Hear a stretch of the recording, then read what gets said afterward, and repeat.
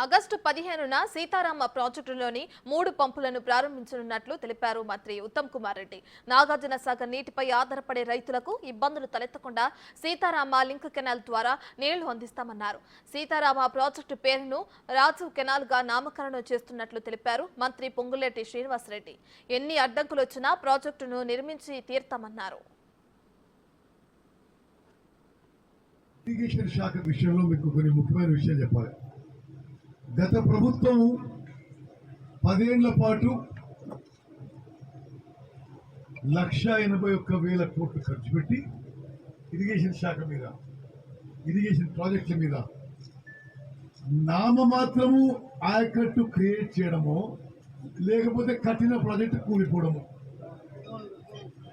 మీరు మీ ముందు కళ్ళ ముందున్న సీతారామ లిఫ్ట్ ఇరిగేషన్ ప్రాజెక్ట్ కి 8,000 కోట్లు ఖర్చు పెట్టిన తర్వాత కూడా ఒక్క ఎకరం కొత్త ఆయకట్టు క్రియేట్ చేయలే, పంపులు ఆన్ చేయలే, అసలు పంపులు నడుస్తున్నాయో లేవో తెలియదు. మరి అంతా ఒక క్రమబద్ధీకరణ తీసుకొచ్చి ప్రైవేటైజ్ చేసి ఈరోజు మేము మొదటిసారిగా ఖమ్మం ప్రజల ముందు నేను రాష్ట్ర ఇరిగేషన్ మంత్రిగా ప్రకటిస్తున్నాం. సీతారామ లిఫ్ట్ ఇరిగేషన్ ప్రాజెక్టు రాష్ట్రంలో హై ప్రయారిటీ ప్రాజెక్ట్ చేపట్టబోతున్నాము. ఈ ప్రభుత్వం అన్ని ప్రాజెక్టులని గాడిలో పెడుతున్న దాంట్లో భాగమే ఈ సీతారామ ప్రాజెక్టు. రేపు ఆగస్టు 15వ తారీఖు ఓపెనింగ్. ఇప్పుడు నాగార్జున సాగర్ కెనాల్లో ఏనుకూరు దగ్గర ఈ సీతారామ ప్రాజెక్టు కెనాల్ ని లింక్ కెనాల్ ద్వారా కలుపుతున్నాం.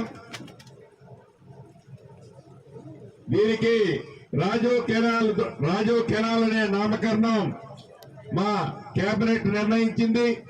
ఈ కెనాల్ ద్వారా సుమారు నాగార్జున సాగర్ ఆయకట్టుతో పాటు మీడియం ఇరిగేషన్ ప్రాజెక్టులైన వైరా, లంకా సాగర్ ప్రాజెక్టులతో పాటు సుమారు 11 మండలాల్లోని వందలాది మైనర్ ఇరిగేషన్ ట్యాంకులతో పాటు సుమారు 1,75,000 ఎకరాలని నీటితో సస్యశ్యామలం చేసే భాగమే ఈనాడు ఈ ఓపెనింగ్ ఒక ముఖ్య ఉద్దేశం.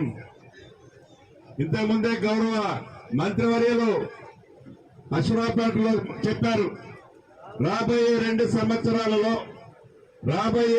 సంవత్సరాలలో సీతారామ ప్రాజెక్టు ఏదైతే గత ప్రభుత్వం రీడిజైన్ పేరుతో ఒక గీతలు గీసిందో ఆ గీతలు గీసిన ప్రాజెక్టుని మంచిగా ఉన్నంత వరకు, ఆచరణకి సాధ్యమైనంత వరకు ఎన్ని వేల కోట్ల రూపాయలు ఖర్చు పెట్టైనా రాబోయే 2 సంవత్సరాలలో ఈ సీతారామ ప్రాజెక్టుని ఈ గౌరవ ముఖ్యమంత్రి రేవంత్ రెడ్డి గారి నాయకత్వంలోని ఈ కేబినెట్ కంప్లీట్ చేస్తుందని హామీ ఇవ్వటం